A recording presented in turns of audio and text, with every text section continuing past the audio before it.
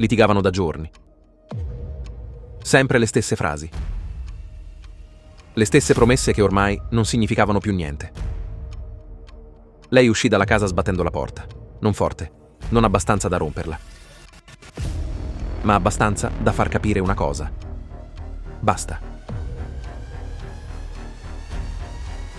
Hai mai avuto quella sensazione?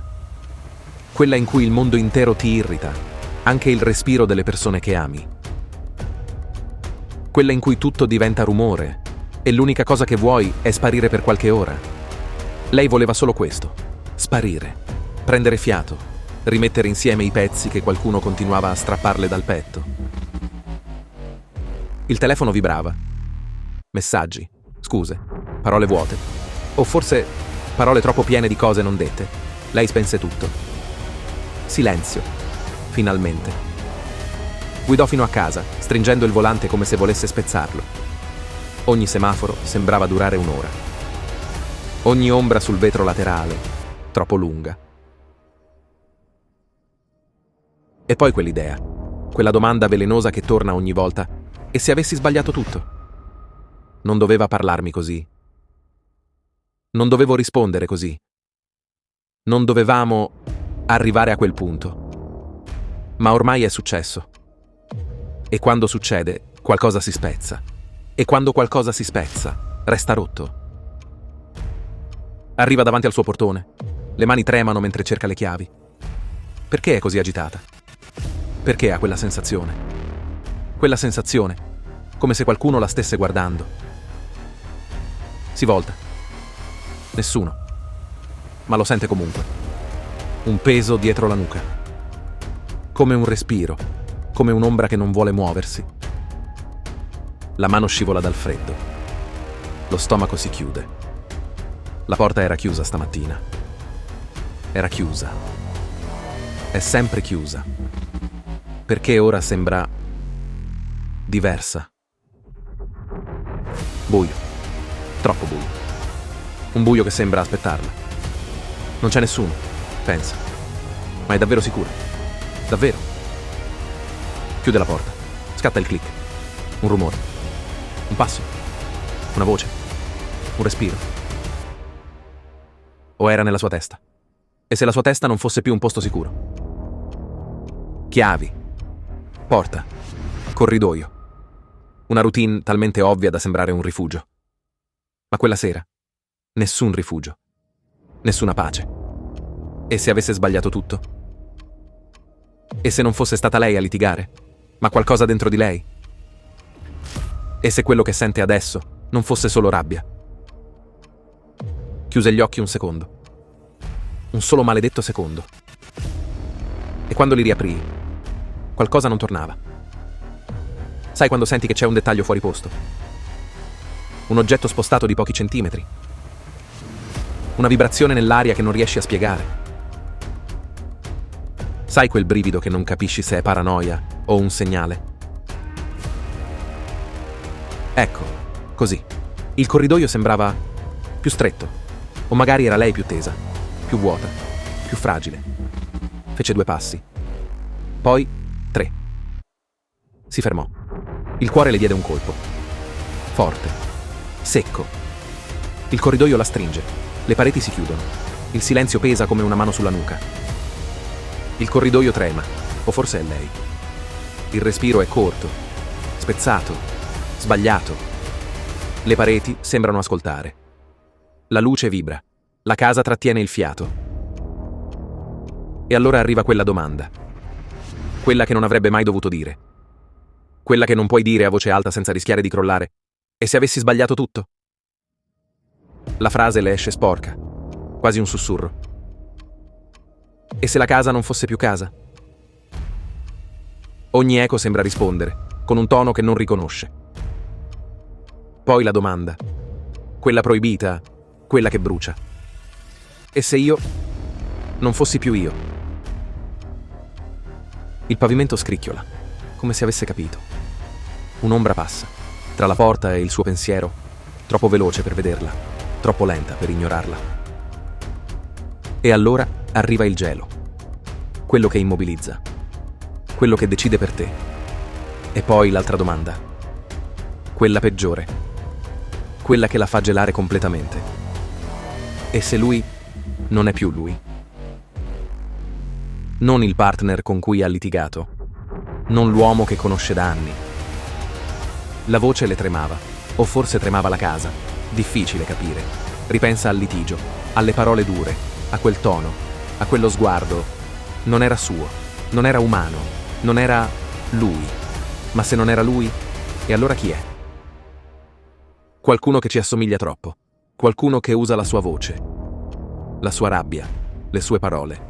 Con chi ha litigato davvero? Chi ha pronunciato quelle frasi che ora le graffiano la memoria? E ora? Silenzio. Un silenzio che pare vivo, che pare aspettare. Se loro non sono più loro, allora qualcuno li ha sostituiti. Qualcuno li imita, li osserva, li studia. E la domanda finale cade, pesante, inevitabile. Se noi non siamo più noi, chi è rimasto qui dentro con me?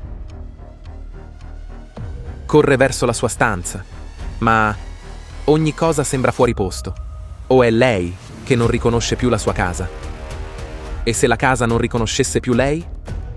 La cucina. Il bicchiere che aveva lasciato sul tavolo non c'è più. La coperta sul divano è sparita. Un brivido le attraversa la schiena, di quelli che non sbagliano mai. Allora si ferma, trattiene il fiato, ascolta. C'è qualcuno, o qualcosa, un'ombra, nell'angolo, ferma, immersa nella notte del salotto. Lei chiude gli occhi un secondo, solo uno, per respirare, li riapre. L'ombra non è più lì. Dov'era andata? Perché non sente passi? Perché non sente nulla? La casa tace. E nel silenzio più totale, una domanda si apre come una fessura. E se non fosse stata la litigata a farla impazzire, ma quello che l'ha seguita dentro casa? Perché una cosa è certa. Non è sola. E quello che è con lei non ha intenzione di smettere di ascoltare. La porta del soggiorno è socchiusa. Non lo era prima. Lei lo sa, lo ricorda, lo sente. Un'ombra scivola dietro il divano, troppo bassa, troppo silenziosa, troppo sveglia. Il telefono vibra.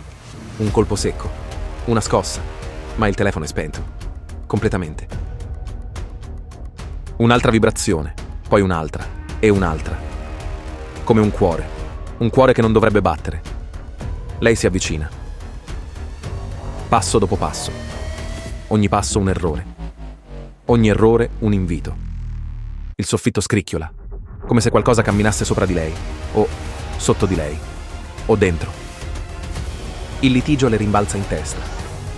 Lui urlava. Lei piangeva. E poi quella frase che non era sua. Tu non dovresti essere qui. Lo disse lui, con la sua voce, ma non era la sua voce. Era più profonda, più vuota, come se parlasse qualcun altro. Le luci tremano, si spengono, buio totale. Un respiro, non il suo, non umano. Troppo vicino.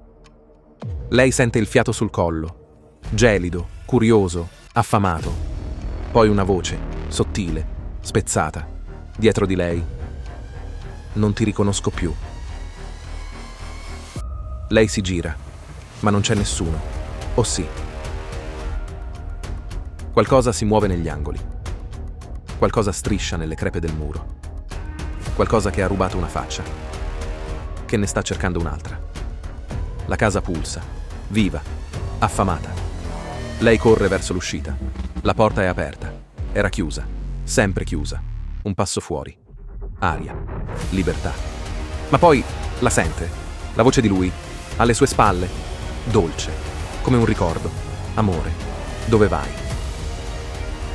Si gira. E lo vede. O vede qualcosa che gli assomiglia. Qualcosa che l'ombra sta ancora modellando. Qualcosa che sta diventando lui. Piano. Perfetto. Troppo perfetto. Lentamente sorride, un sorriso teso, storto, nuovo. Sono io, dice. Ma lei lo capisce.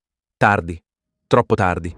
Nella casa, dietro la porta, c'è un altro sorriso. Identico, perfetto, in silenzio. Due identici. Uno davanti, uno dietro, uno troppo vicino, uno troppo lontano, uno vero, uno no. O forse nessuno dei due. La casa respira, l'aria cambia, il buio si stringe. E allora, finalmente, lei lo capisce. Non è la casa a essere diversa. Non è lui a essere cambiato. Non è lei a essere impazzita. È qualcos'altro, qualcosa che osserva, copia, sostituisce, qualcosa che stava aspettando quel litigio, quel crollo, quel momento fragile, per entrare e restare. Da quella notte la casa non è più stata vuota. Le luci si accendono da sole, le voci sussurrano tra le stanze e qualcuno continua a bussare.